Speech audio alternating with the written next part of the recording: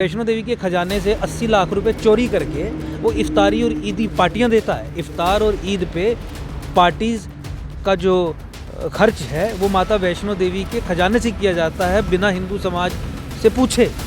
500 करोड़ अगर माता वैष्णो देवी मंदिर में चढ़ावा चढ़ता है 1 साल का, उसमें से अगर 50 करोड़ रुपए भी प्रतिवर्ष गौ संरक्षण के लिए सरकार ये रख दें तो कोई भी गौ दरबदर नहीं होगी। लेकिन गौ चूँकि हिंदू सेंसिटिविटी से जुड़ी है, इसीलिए हिंदुओं के मंदिरों पे कब्जा करने के बाद उससे अर्जित जो धन होता है जानबूझ के उस पर खर्च नहीं किया जाता। देखा कि अटका आरती जो माता की होती है उसके लिए 5100 रुपये का शुल्क रख दिया, तो वही व्यक्ति कर सकता है जो 5100 रुपये देगा या देने की क्षमता रखता है। बहुत मजबूरी में लोग माता के दर्शन करने वहाँ पहुँचते हैं और आप आरती के नाम पर आप उनसे एक बैरियर वहाँ पर खड़ा कर देंगे कि वही आरती कर सकता है जो 5100 रुपये देगा।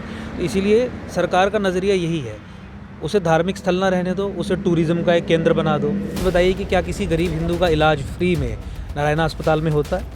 जो पशु तस्करी करते हैं उन पर 188 का पर्चा लगता है और उसके बाद जो है पशु तस्करी करने वाले तस्कर जो हैं उनको छोड़ दिया जाता है। तो कितने सख्त कानून भी इसके लिए बनाने पड़ेंगे क्यों? 370 और 35 से ख़त्म होने से पहले गौहत्या पे प्रतिबंध था।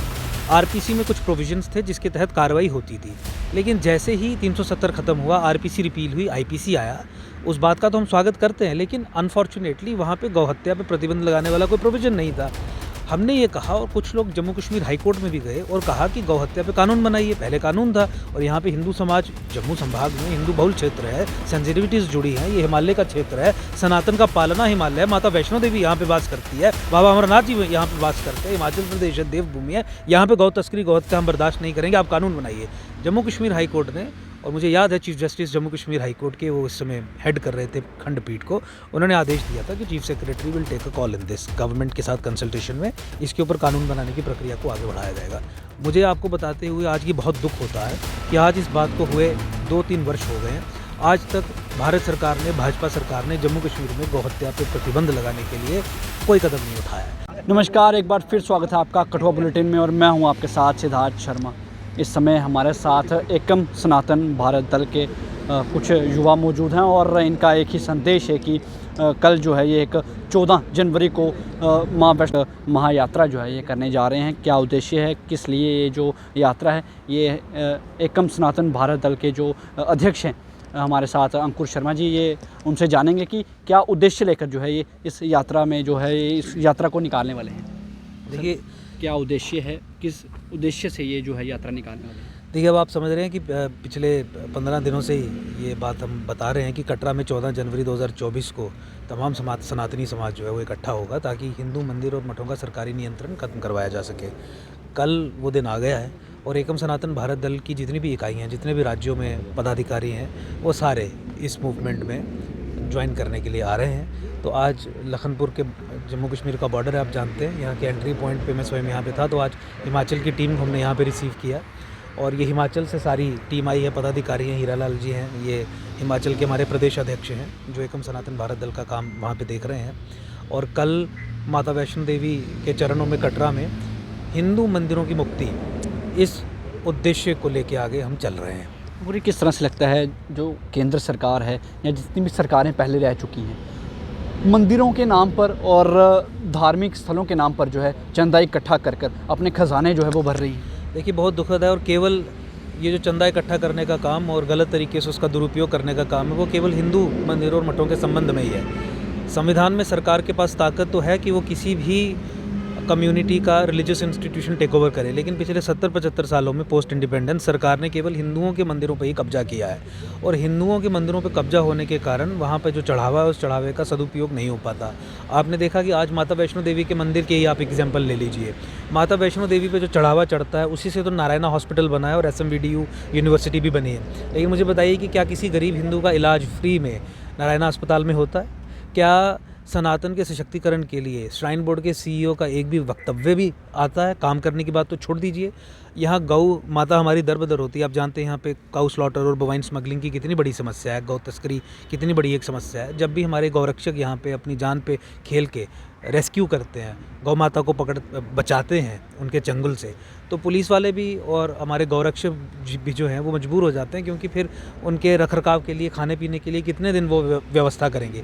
500 करोड़ अगर माता वैष्णो देवी मंदिर में चढ़ावा चढ़ता है 1 साल का, उसमें से अगर 50 करोड़ रुपए भी प्रतिवर्ष गौ संरक्षण के लिए सरकार ये रख दें तो कोई भी गौ दर-बदर नहीं होगी। लेकिन गौ चूँकि हिंदू सेंसिटिविटी से जुड़ी है, इसीलिए हिंदुओं के मंदिरों पे कब्जा करने के बाद उससे अर्जित जो धन होता है जानबूझ के उस पे खर्च नहीं किया जाता। तो इसीलिए जब हिंदुओं के पास स्वयं इन मंदिरों और मठों का नियंत्रण आएगा तो फिर ऐसी चीज़ों पे पैसा खर्च किया जाएगा। 500 करोड़ में से 50 करोड़ 100 करोड़ गौ संरक्षण के लिए खर्च किए जाएंगे, कोई गौ दर-बदर नहीं होगी।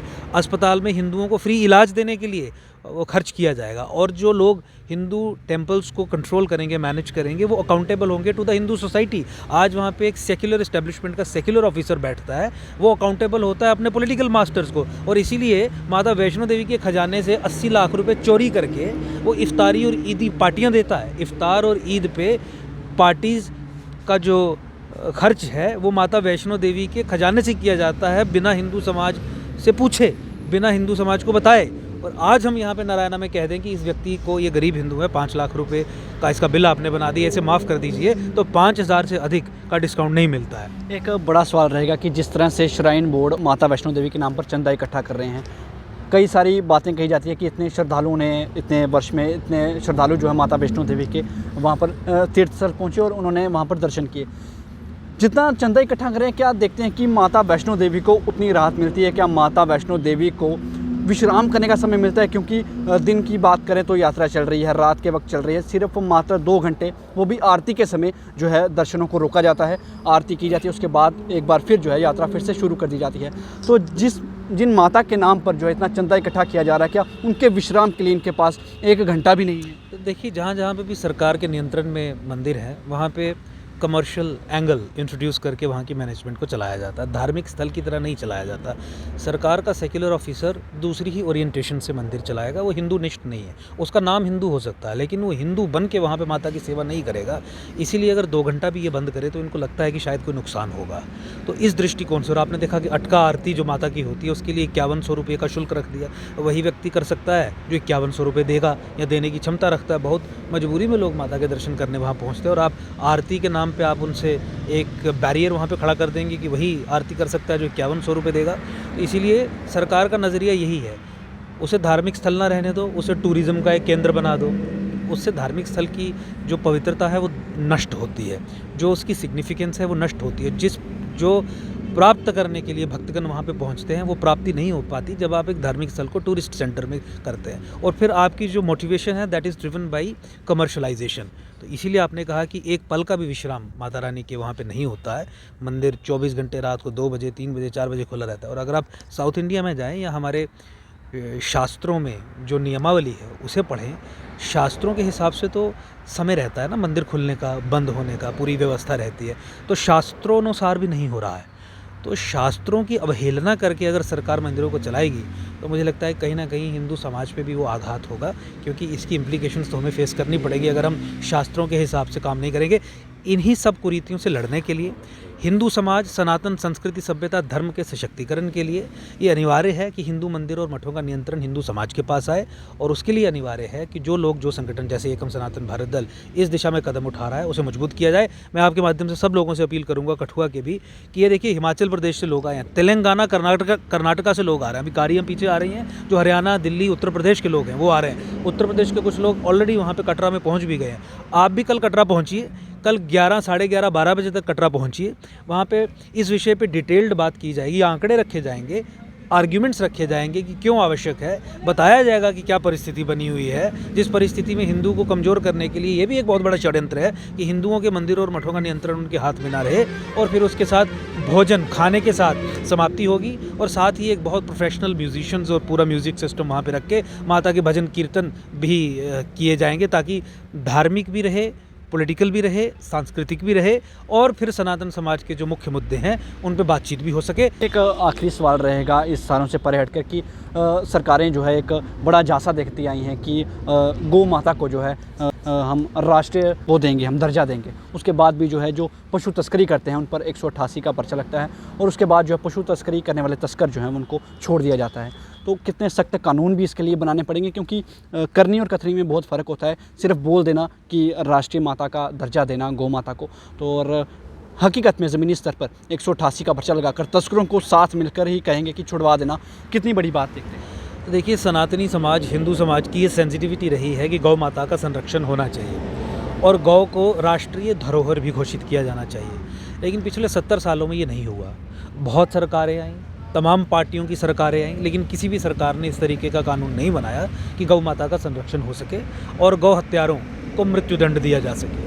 इसमें आपको Indian state of India, Bharat की राज्य सत्ता का बेसिक कैरेक्टर समझना पड़ेगा। वो बेसिक कैरेक्टर ही सनातन से घृणा करने वाला है। वो सनातनी सेंसिटिविटीज़ जो हैं वो उसके प्रति एक घृणित भाव रखता है, पार्टी कोई भी आ जाए। 2014 के बाद एक उम्मीद जगी थी कि शायद भारत की राजसत्ता के बेसिक कैरेक्टर में ये तब्दीली आए और कम से कम, अगर फेवरेबल नहीं तो कम से कम एक न्यूट्रल, एक रैशनल, एक कानून सम्मत सनातन के प्रति भारत की राजसत्ता अपना एक कैरेक्टर, अपना एक एटीट्यूड दिखाए।